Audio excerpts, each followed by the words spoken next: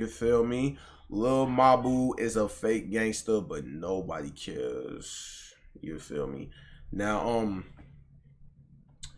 I don't know if y'all have heard of this nigga right here, as you can see.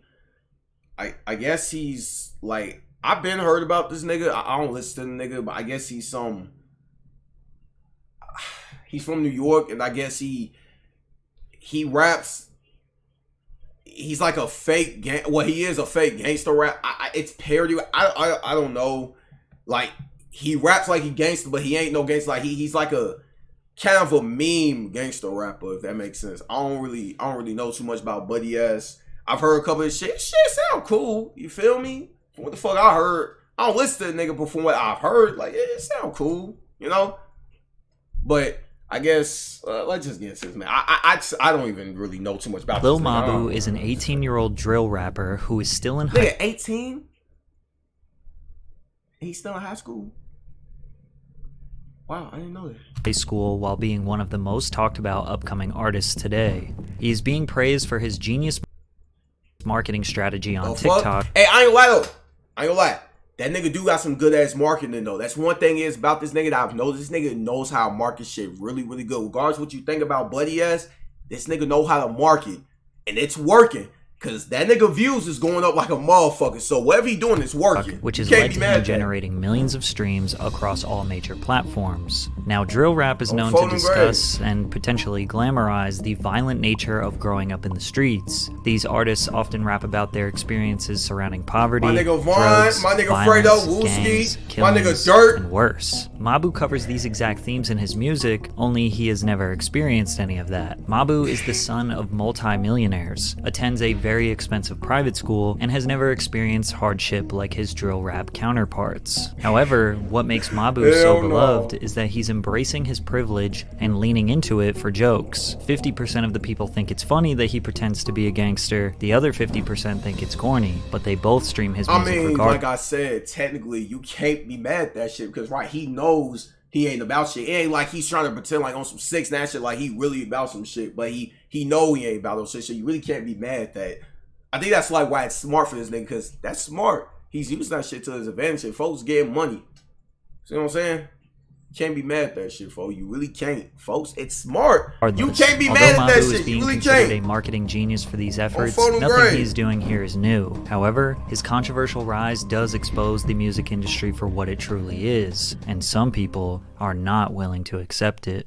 Typically, when a white rapper gets any type of attention on the internet, they're rejected, labeled corny, or a culture vulture. Mac Miller got this treatment. So did Post Malone. And that's because this stems from a long history of white artists stealing from black artists. Now combine that with a white rapper who is also making music that is inherently violent, adjacent to street life and gang life. One in the head in case my ops dissin'. I got goons by my side. Cock one, make the block run. Ops duck. People immediately question the validity of Mabu's claims based on his appearance. We saw the same reaction with drill rapper Max the Demon. Turns out he was actually as real as it gets when it comes to the stuff he raps about. The difference between Max and Mabu is, well, Mabu is kind of exactly who you think he is. Stay hydrated. Now there are some rumors circulating that Lil Mabu is the son of a record label executive named Jeffrey Vaughn, which is false. Mabu was labeled an industry plant as soon as he blew up, which is pretty common for most artists that seemingly pop up out of nowhere. However, Mabu's real name is Matthew DeLuca, which can be confirmed with this video that leaked of him promoting a non-profit organization in his community. My name is Matthew DeLuca. I go to the collegiate school. Oh hell no! What the fuck? My name is Matthew DeLuca. It's so crazy when niggas be talking shit on Twitter and shit, and be like, quote unquote gangster. This is exactly what the fuck I be picturing in my head what these niggas be looking like. I ain't gonna lie. Like this is what a lot of you niggas be looking like. I ain't gonna lie. Like I be thinking like all them niggas had them young boy profile pictures and whatever. This is exactly what the fuck them niggas be looking like. Getting together with friends and family. Slap for Vaughn face ass niggas. It didn't take long for the internet to discover Matthew's father's name, Peter DeLuca, who is a funeral director and not a music executive. Peter is based out of Greenwich Village in Manhattan. Mabu has filmed multiple TikToks of his father reacting to his music, which is clearly not Jeffrey and definitely Peter. Now, funeral directors do make a decent amount of money, but nothing that would make them seem filthy rich. However, we did learn that Mabu's father secured a $10 million real estate portfolio after a divorce settlement that occurred in 1998. The New York Post reported that Mabu lives at his parents' 5-bed, 5-bath, 3,327 square foot condo on the Upper East Side, as well as a 6,182 square foot manse in Watermill off of Long Island. Mabu has posted multiple TikToks of him showing strangers his music in the downtown shopping district in Southampton, Long Island, which is quite the opposite neighborhood where Mabu romanticized the idea of him getting shot at. Matthew just graduated from the private collegiate high school for boys in the Upper West Side, which has an annual tuition cost of $55,000 per year. So it's pretty obvious that he comes from a wealthy family and was not raised on the streets. It's safe to assume that Mabu's parents were likely funding his rap career in the beginning. But that doesn't really explain how he got connected with rappers like PNB Rock, Lil Mosey, Waka Flocka, and others way before anyone else knew about him. And it turns out, the reason they connected with Mabu was not because they liked his music, but because he was providing marketing services for them. There were some rumors floating around that Mabu was a savvy digital marketer who was able to help increase rappers' numbers on social media and streaming services. Turns out Lil Mabu actually DM'd me 3 years ago looking to do some business. I own a marketing company and I'm 15. I'd be down to work with you, and I was wondering if I could explain my services and what I can provide. Feel free to contact me. I work with artists like Lil Keed, 42 Doug, Lil Blurry, and other celebrity clients. My team run group chats with hundreds of thousands of people, overall. So email lists, and page promotion with a reach of millions. Through the complex network, our team is able to grow platforms such as Instagram, SoundCloud, Spotify, and YouTube in order to grow your fan base, reach more people, and drastically increase your royalties. We also have direct connects to larger blogs in order to make your Google profile much more established and professional, because ultimately that is what's going to help you get verified. Now, I don't remember seeing this DM, but even if I did, I probably chose to ignore it because it looks like every other generic, hey, we can grow your page, spam, Instagram. I swear to God, folks, I be getting, I don't know. Email that we've all seen a million times. And there is no real way to prove if his methods were legit, but judging by the fact that he was around a few pretty successful artists, as well as him blowing up his own music, is a pretty decent indication that he was legit. But make no mistake, Mabu never wanted to be behind the scenes. He wanted the attention on him. Some of Mabu's earliest songs can be heard still to this day on SoundCloud and Instagram. Hater DM, no response to my message. Now I pull up in a foreign and she jealous necklace.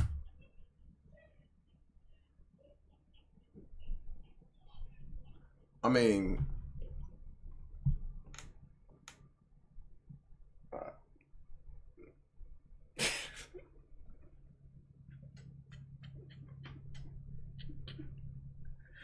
hey,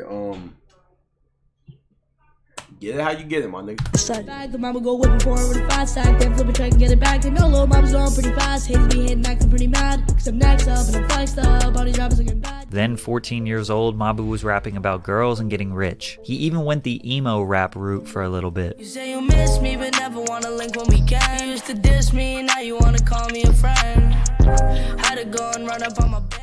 From here, he experimented with New York drill with his song Move It. He even paid me to listen to his song when I used to listen to my subscribers' music. I gave him some feedback, and he appreciated it. However, Mabu's youthful voice and heavily off-key crooning wasn't getting the attention he thought he deserved, and when his voice finally dropped, he had unlocked even more potential. The song Demon Time. So pretty much this nigga had puberty and the nigga just took off like a rocket, folks, what you saying to me. Okay, cool. Time was paired with a music video on the block surrounded by masked up dudes looking menacingly at the camera. Mabu had the imagery down, but his lyrics were tame, not very aggressive, nor believable. Same with his next track, King of the World, where his father drove him to Harlem for a few minutes to film, but his lyrics were mostly just about getting money paired with gunshot sounds as ad-libs. To promote these songs, he mostly used TikTok, constantly using his whiteness as the main marketing tool. He said that he made white people drill music, or white boy anthems. You know, it's really difficult when you're doing a school project and the group members don't hold their weight. Like, those are my ops. I snitched to my teacher on them. Mabu was taking the Lil Dicky marketing strategy, making fun of his whiteness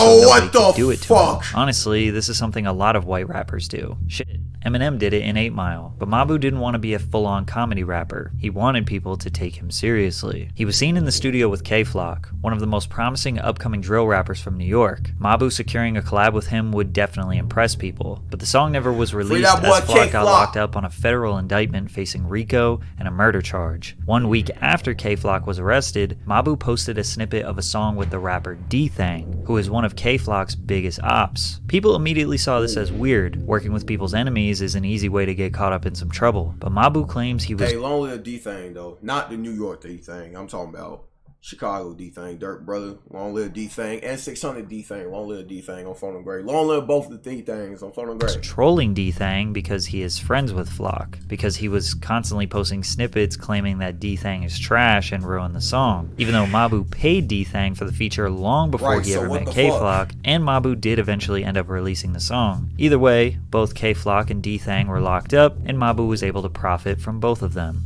From there, Mabu linked up with another Bronx drill rapper, Shaw E.K., who is another enemy of K-Flock.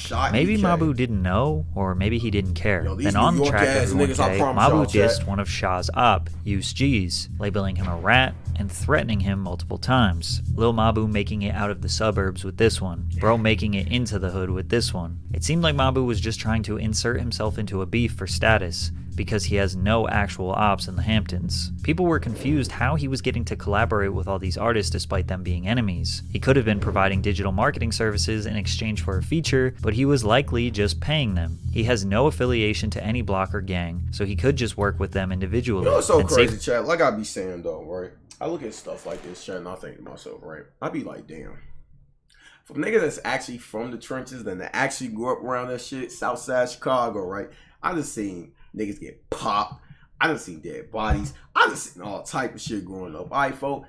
And, you know, I got certain people in my family that be with the shits, you feel me? I ain't gonna say too much, you feel me? But look, it's just like, I be looking at this shit and I be like, I'm not even about shit. I ain't no thug, chat. I ain't no street nigga. I say this all the time. I don't bang, never been in jail. I don't do none of that goof ass shit. I've been offered to, I could have, but I never did because it was just one for me. I was a nigga that played games, I hoop, played football, played sport. I just did shit like that. I was just in my lane. I just stayed in my lane. You feel me? Fought a couple times, but that about it, folk. I ain't never want to, you know, folk. But it's like, it'd be funny when I see other niggas that's like not from the trenches want to be about that shit so bad, and I don't know why. Because you realize if you want to be about that life, you got to risk losing your homeboys, going to jail for life, or getting your ass killed. Like, I don't know. Briefly go back home to the Upper East Side. One thing about rappers is they all have a price. 5K, 10K, 20K would be nothing for Mabu's dad to invest in his son's new hobby. After all, his dad was helping him a lot with his TikTok marketing. While rolling out his song, No Snitching, Mabu's father fake reacted to the song, then dissed 6ix9ine and said, "We making it out with this one," joking about making it out of the hood. But the thing that really made him go viral was the music video, where he put a red laser beam on a knife while rapping about never snitching. The song stole the late King Von's iconic flow from Took Her to the O. This video got 20 million views on TikTok and was most people's first introduction to the rapper. His follower counts exploded, and now all he had to do was just be consistent. He continued to make fun of himself for attention. Like, what you got on you? Like, oh, he got the now. Delete that. These are the things that push my buttons. Why would you post that with no clarification whatsoever? It was a fake firearm, and now I might have to take legal action. But his next song with rapper Didi Osama was going to shock the internet. Mabu and Didi made a melodic trap ballad that Ray's how react to this bitch on stream, and I heard this bitch, and the beat switched, and these niggas went from melodic to just drill rap, folks. Gritty drill track midway through. The transition features a dramatization of Lil Mabu getting shot. You can tell Mabu never been in a situation like that. Then Mabu says, "Thank God, that's the plan." Obviously nobody wants to get shot, but critics look at Mabu strange for romanticizing an extremely traumatic and unfortunate reality for a lot of people. And that's what I'm saying, shit like that. You feel me? Cause look, I done seen this shit. I've been almost shot in GTA on a few occasions in Chicago, and I ain't about shit. Just because niggas bending down the block trying to hit other niggas and I'm have to run and shit, folks. That shit ain't fun. It ain't. Bullets flying past you waiting for people. It's not. That shit is scary. Them bullets, like you can hear them motherfuckers on my life. Growing up in the streets, people get shot every day on the streets of New York. Mothers, cousins, sisters, and brothers mourn the loss of their loved ones due to senseless violence. Sometimes they are just going to the corner store for a snack and get hit with a bullet. Then you have a kid from the Upper East Side who drives into Harlem for a few hours, pretends to get shot like it's some fantasy, and gets 20 million views while sleeping in his parents' mansion. But when critics speak out, the common response is, "You mad he making money? It's a song, bruh, calm down." The reason why Mabu can do this is right, and that's simple. another thing, folks. Don't get mad at the nigga because he doing that. Like, people, these rappers be putting all type of skits in their videos of them dying or this and that, rap about, like, people, like, who gives a fuck? It's just a video.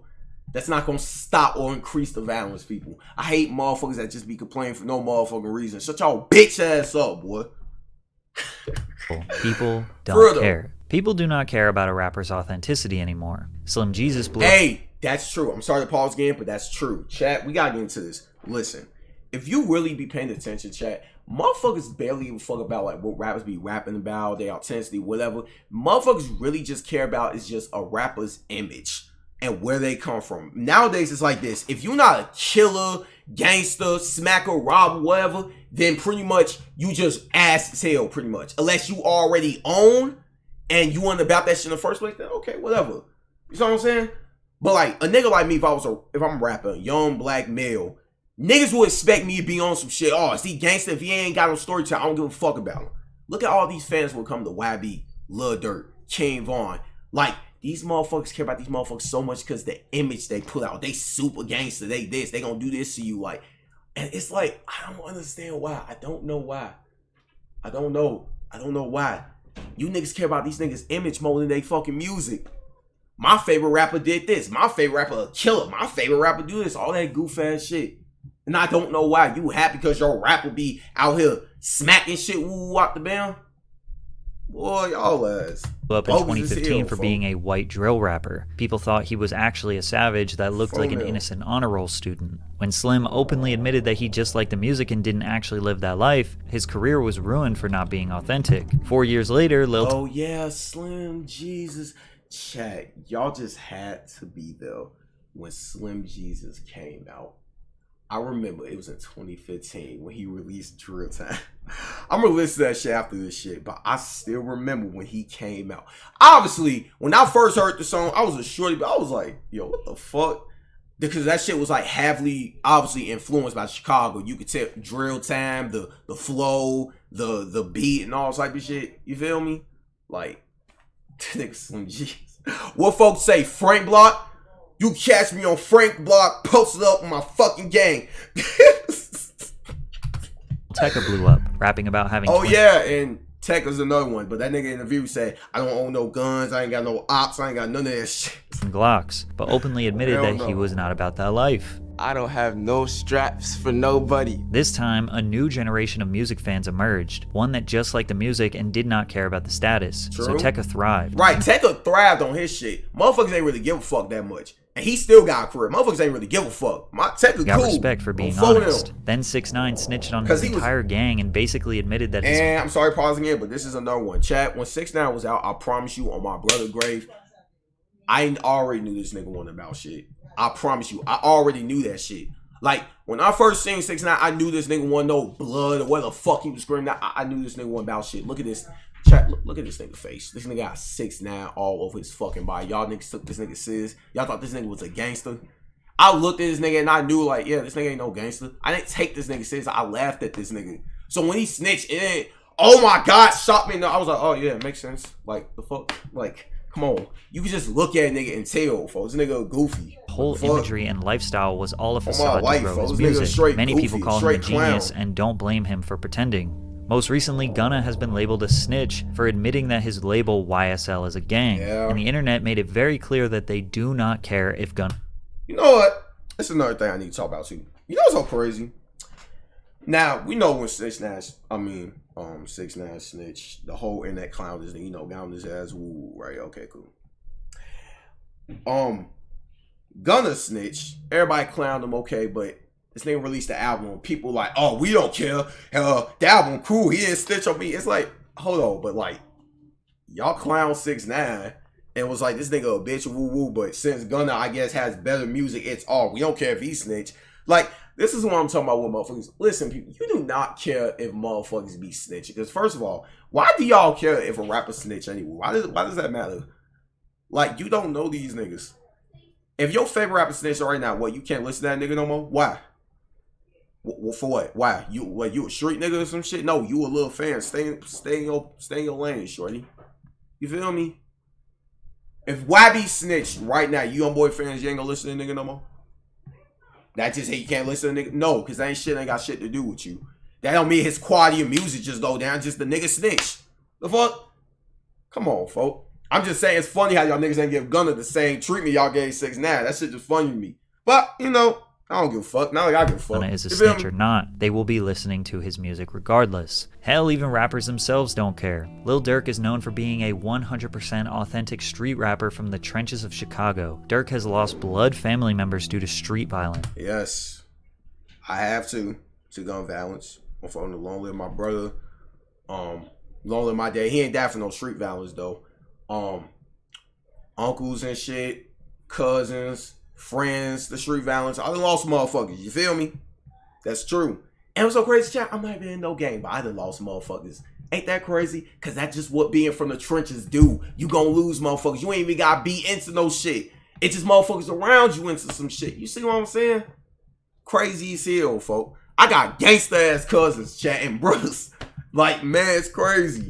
Dozens of his friends died in the streets. Oh, and here he is collaborating with Lil Mabu, a rich boy who is pretending and...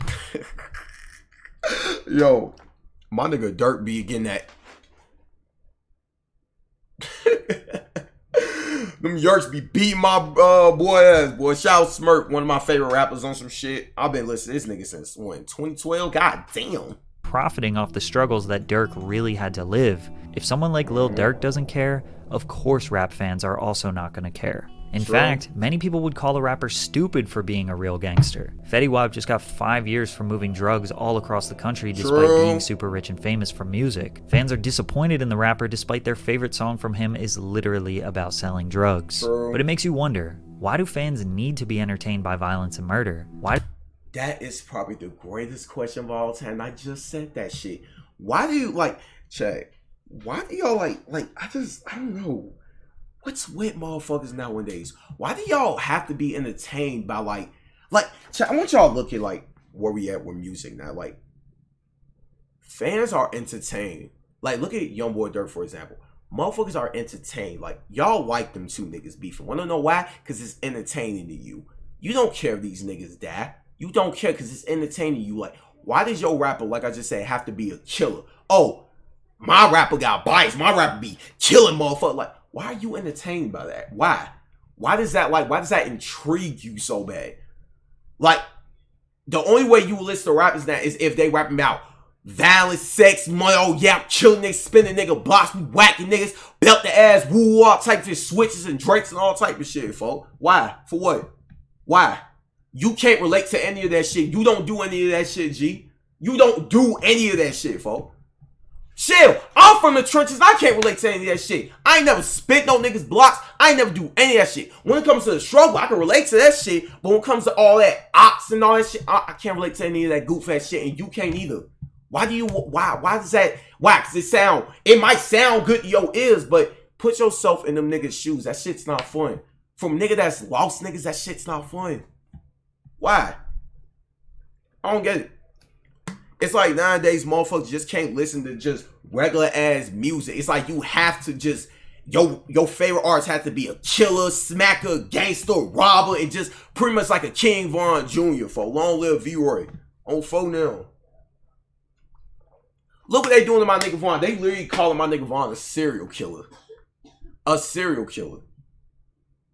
Chat, listen, like first of all, Von's not a serial killer, by the way. There's a difference between being a serial killer and killing niggas that have literally killed your niggas.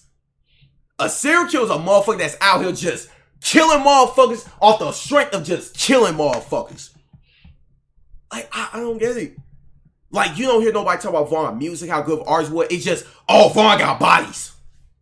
Von gangster, he's super gangster. Von gangster, he killed this, he killed this, he killed her, he killed... Can we talk about Von music, how raw he was, authentic he was, versatile? Why do we y'all talking about this nigga killing niggas? He did this. Oh, folks did like why? Come on, that shit lame as hell. Stop that shit. Man. Why does a kid like Lil Mabu have to pretend to be a gangster despite everyone knowing he isn't one to get attention? What does that say about the fans? True. Gangster rap has been around since the 80s. Yeah. It's not new. However, these days, most rap music that blows up is hey, very shout out Lil Mo, violent. folks. Drill music videos Shout talking out about Lil killing Mo. ops get the most views on folks. YouTube. The reason why Lil Mabu doesn't make And fun frat boy music that is relatable to millions of kids around the world is because he knows that it just won't get any attention. But when you criticize Mabu And for that's profit, sad. Like, this nigga, like, say this nigga was just making regular music, chat. Right, this nigga wouldn't get no attention. But the fact that he's pretending, he's making gangsta-ass music and pretending to be about that life where everybody know he ain't, it's getting attention.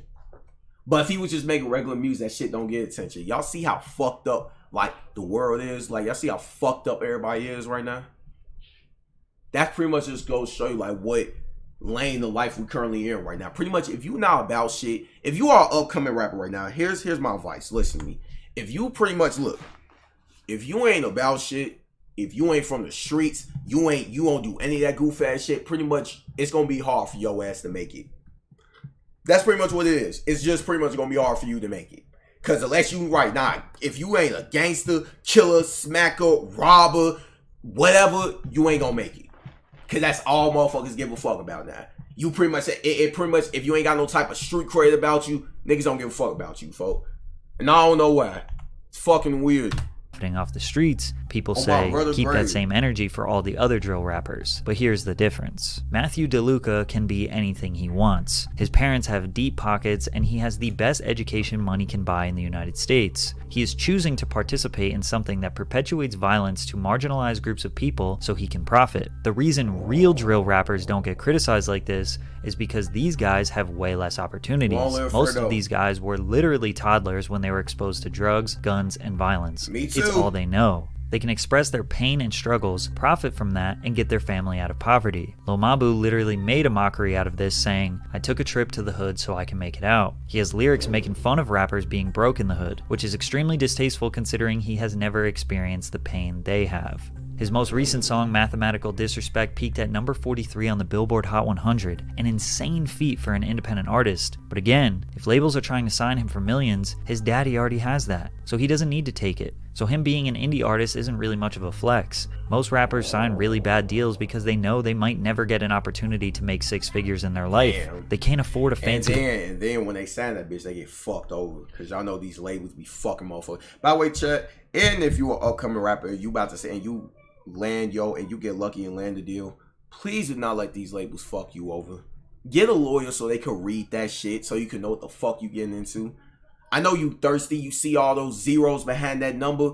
Listen, please get a lawyer to read that shit or some shit. Yo, mom, imagine something. Let them read that contract because that's how y'all be getting fucked over and shit. You don't begin to like actual earnings you supposed to be getting from your music because them niggas will take your ass gonna fuck around, get a fucking what the fuck is called 380 deal, whatever the fuck that shit called, a 98, whatever the fuck they call that shit. Your ass gonna fuck around and be fucked, boy.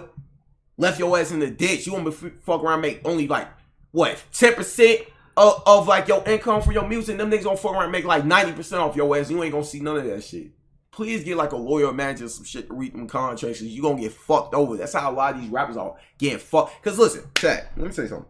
A lot of these y'all favorite rappers, I hope y'all know, a lot of these niggas are broke.